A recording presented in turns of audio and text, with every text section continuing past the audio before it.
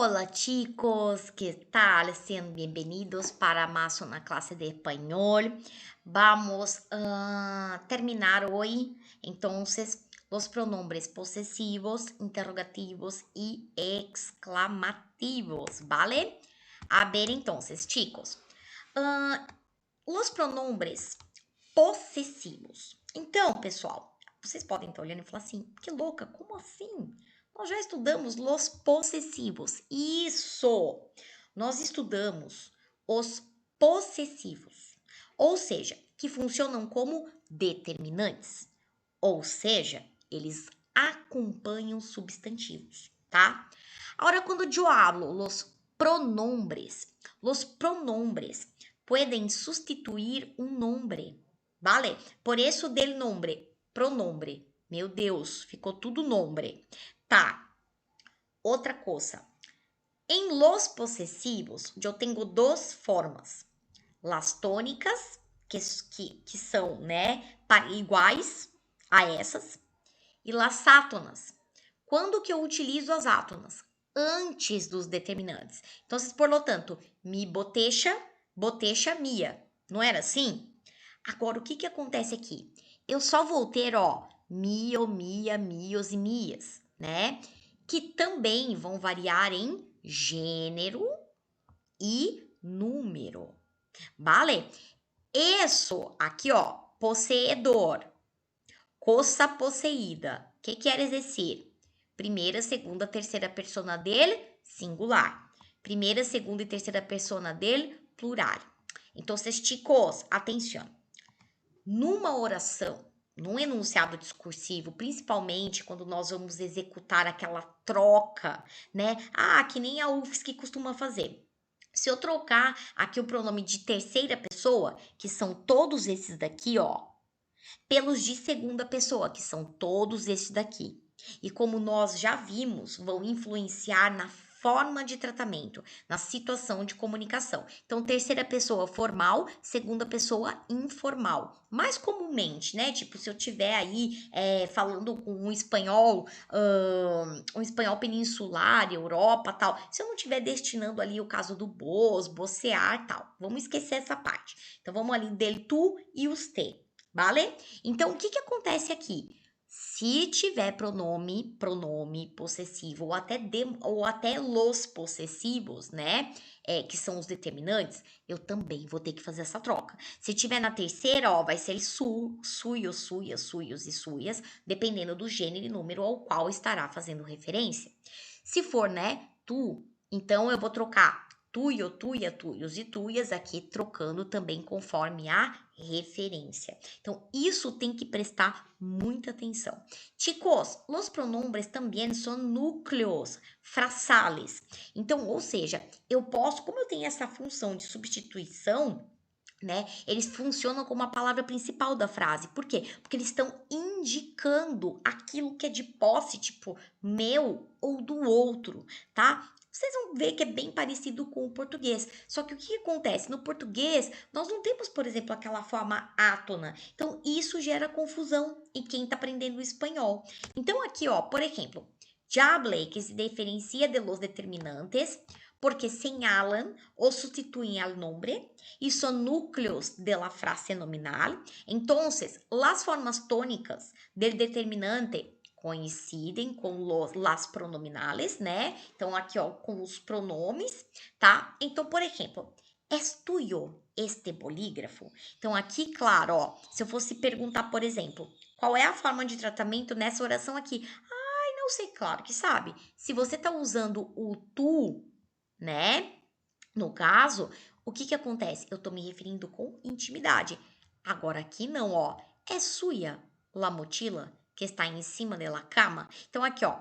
Es tuyo este bolígrafo? Então percebam que aqui, ó, ele é núcleo da frase. Eu tô perguntando se é teu. Mas é teu o quê? Essa caneta, tá? Então aqui, ó, percebam que ele não tá aqui, ó, acompanhando. Agora aqui, ó, é suya la mochila que está em cima da cama. Então, por que eu coloco aqui, né, o substantivo? Porque eu preciso identificar o objeto. Mas vocês estão percebendo que aqui eu tô perguntando se é sua a mochila, aquela mochila. não está acompanhando aqui, né, a palavra. Eu estou indicando essa relação de posse. Outra coisa muito importante, para vocês diferenciarem, por exemplo, se é determinante ou pronome. Se lembrem que as formas tônicas dos determinantes apareceriam onde? Depois do substantivo.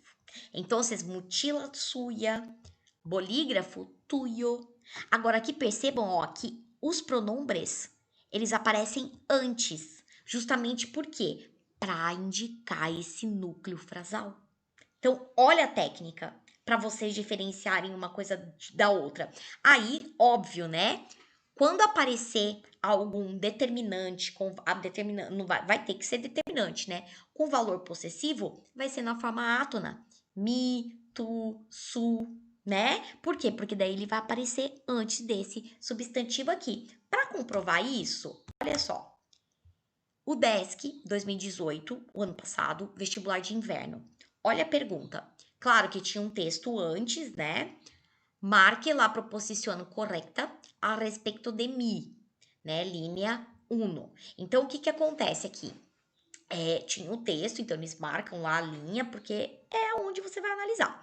Aí, claro que eu adaptei a questão e trouxe onde, né? Qual é o trecho que esse elemento, ele aparece. Ó, la primera versión de mi columna la escribo siempre a mano. Necesito tener un lápiz o un bolígrafo entre los dedos para dar sentido al impulso inicial de los pensamentos. Então, o que que acontece aqui, ó? Coluna, lógico, a gente tá falando em escrever aquela coluna, né? Onde eu faço crônica, enfim. Onde eu tenho um espaço lá para poder expressar minha opinião. Por quê? Porque a nossa coluna aqui, qual é o nome? Espalda, né? Espalda, escreve, tá bom? Então, aqui, qual é a pergunta? Ó, marque la proposición correcta a respeito del mi. Então, o que que ele é? Um pronome possessivo? Pronome personal? Não. Demonstrativo? Não. Adjetivo demonstrativo? Opa, a pessoa já fica meio assim. Um adjetivo possessivo? Ah, e agora? Claro que a letra E, porque eu já dei a dica antes. Ó, se ele tá aparecendo aqui, vejam, antes do substantivo, ó. Estão vendo? Então, o que que acontece? Claro que ele vai ser um adjetivo possessivo. Beleza? Então, tem essa diferença. Então, quando você notar que esse tônico aqui, ó, ele aparecer antes do substantivo, ele vai estar com a função de, né, pronome possessivo. Certo? Ok. Então, vamos lá. A ver, chicos. Los interrogativos y exclamativos. Muy sencillo. ¿Por qué? Porque está el primero en las preguntas, el segundo en nuestras manifestaciones de sensaciones, tá? Então, ó, el interrogativo pode, lógico que ele sempre vai ser utilizado nas perguntas diretas, né? Então, se, por exemplo, quem ha sido? Então, geralmente eu uso aqui um pronome interrogativo, lógico, né? E o sinal de interrogação, certo? Esse pronome também pode estar aí nas perguntas indiretas. Então, por isso, assim, vocês precisam ficar atentos aí em como que está sendo formulada a pergunta, tá? Se ela é direta, ela vai aparecer assim, né? Regida com o sinal de ponto de interrogação, que em espanhol, provavelmente vocês já tiveram essa percepção anos-luz. O que que acontece? Ele começa a pergunta e ele termina, tá? No português a gente só tem esse aqui, né? No final. Mesma coisa para exclamação. Ela começa e ela termina. Então, no português nós só temos essa aqui, né? Enfim, então vocês vão perceber que ele pronombre interrogativo, ele vai aparecer tanto nas perguntas diretas, que são regidas pelo sinal, pelo ponto de interrogação, quanto nas perguntas indiretas, que eu tenho aí uma pergunta, só que falta o pronome de interrogação, beleza? Agora, os exclamativos presentam as mesmas formas e utilizam aí em orações exclamativas. São aquelas geralmente que eu uso para, dar um espanto ou uma surpresa e coisas assim. Então, ó, quanto te he echado de menos. Então, ou seja, quanta saudade eu senti. Isso que eu vou falar para vocês, né? Aqui, ó, que te vou a contar, quando você faz aquela cara assim meio misteriosa, né? Do que vai ter. Então, você tá exclamando, certo? Aqui, a ver, todos os pronombres relativos que estudamos na classe passada são usados como interrogativos e exclamativos, ó, exceto, então vou marcar aqui para vocês, ó, o cuyo e cuya, tá? Esse aqui ele não é um pronome exclamativo e nem interrogativo, tá bom? Os pronombres que, quando, como, donde, ellos son, aqui, ó, invariáveis. Então, o que que acontece? Eles são invariáveis. Tu não vai se preocupar nem com gênero, nem com número, tá?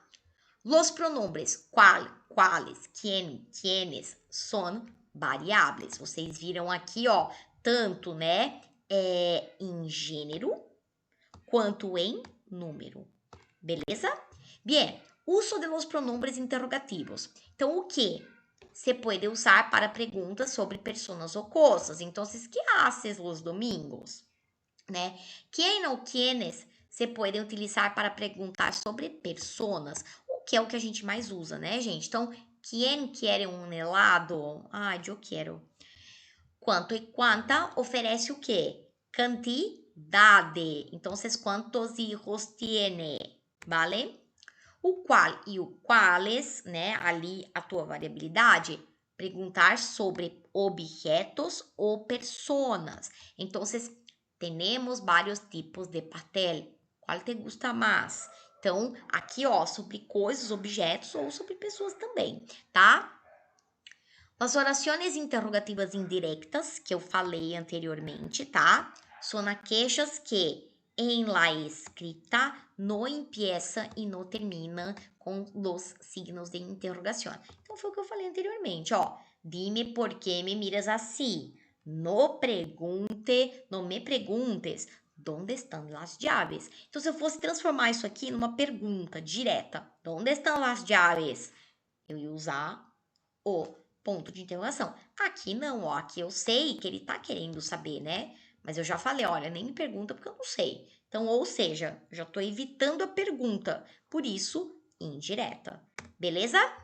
Uso de los exclamativos, entonces, ya hablé para expressar nuestras emociones, sorpresas, tristeza, admiración.